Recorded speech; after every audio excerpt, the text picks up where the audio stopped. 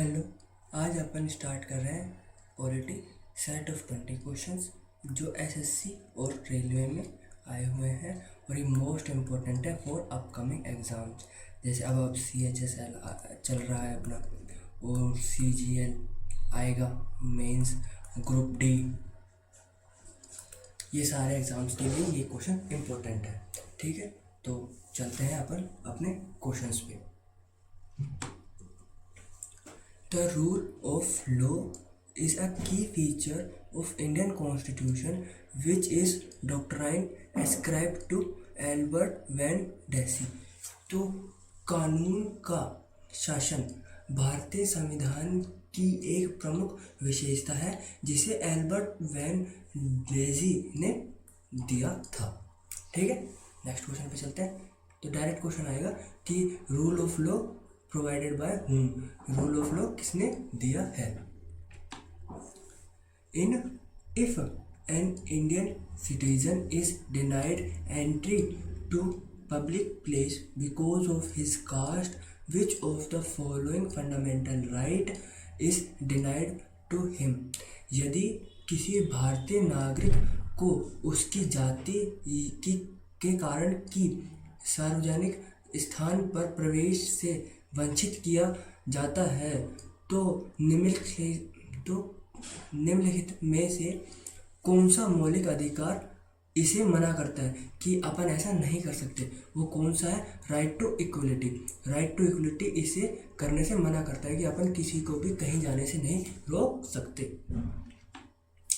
The Constitution of India has borrowed many provisions from different countries as well as from which government act 1935 act 1935 से अपन ने बहुत सारे constitutional बहुत सारे provisions लिए हैं।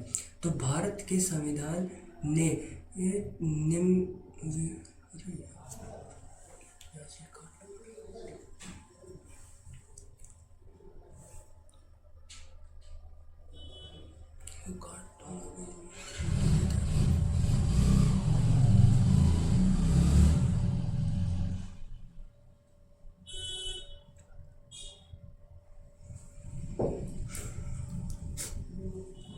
नेक्स्ट क्वेश्चन पे आते हैं। The constitution of India has borrowed many provisions from different countries as well as from government of India act 1935।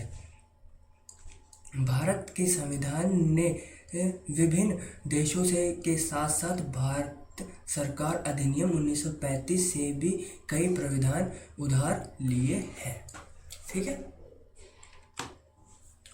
From which of the following country has the Indian Constitution borrowed the procedure of making amendment of the Constitution। भारतीय संविधान में संशोधन करने की प्रक्रिया अपन ने किस देश से ली है? तो साउथ अफ्रीका से ली है, दक्षिण अफ्रीका से अपन ने कॉन्स्टिट्यूशन अमेंडमेंट की पावर ली है। Next question, the number of Rajya Sabha members to be elected for each state of India has been fixed by which schedule। Bharat के प्रत्येक राज्य से चुने गए जाने वाले राज्यसभा सदस्य की संख्या संविधान की किस अनुसूची द्वारा तय की गई है? तो अनुसूची है चौथी अनुसूची के द्वारा अपन राज्यसभा में जो मेंबर्स को अपॉइंट करते हैं वो किस में बताया गया है? तो schedule 4। Which of the following is observe on the birth day of doctor Sarvepalli Radhakrishnan. Doctor Sarvepalli Radhakrishnan के जन्मदिन पर निम्नलिखित में से क्या माना जाता है? तो अपन मानते हैं टीचर्स डे। टीचर्स डे किसकी जन्मदिन पर मनाया जाता है? डॉक्टर सर्वपल्ली राधाकृष्णन के जन्मदिन पर। By which of the following amendment was the right to property removed from part 3 of Indian constitution. निम्नलिखित में से किस संशोधन द्वारा संपत्ति के अधिकार को भारतीय संविधान भाग 3 से हटा दिया गया। तो कॉन्स्टिट्यूशन अमेंडमेंट है 44 44वें संशोधन से अपन ने राइट टू प्रॉपर्टी को हटाया है। By which of the following amendment was the right to property being remove. ये रिपीट हो गया क्वेश्चन, राइट टू प्रॉपर्टी किससे हटाया गया है? 44 कॉन्स्टिट्यूशन अमेंडमेंट से। In which of the following case did Supreme Court of India propound the basic structure of doctrine of Indian Constitution? निम्नलिखित में से किस मामले में भारत के सर्वोच्च न्यायालय ने संविधान के मूल संरचना सिद्धांत का प्रतिपादन किया था? तो वो कौन सा केस है? केस है Kesavananda Bharati case versus state of Kerala case. ठीक है। Which of the following report is considered as a piecemeal effect to provide resilience to the successful working of federal system? निम्नलिखित में से किस रिपोर्ट को संघीय व्यवस्था के सफल संचालन को लचीलापन प्रदान करने के लिए टुकड़ों में प्रयास माना गया था? तो कौन सा है वो? सरकारिया कमीशन। ये क्वेश्चन इंपॉर्टेंट, ये डायरेक्ट आ सकता है ऐसे।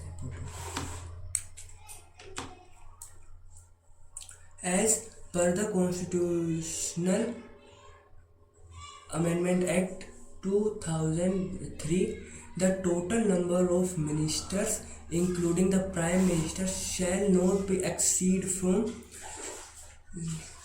संविधान संशोधन अधिनियम 2003 के अनुसार प्रधानमंत्री सहित मंत्री की कुल संख्या लोकसभा के कुल सदस्यों से कितनी ज़्यादा नहीं होनी चाहिए? अपन को सिर्फ 15% से अधिक नहीं होनी चाहिए। ठीक है।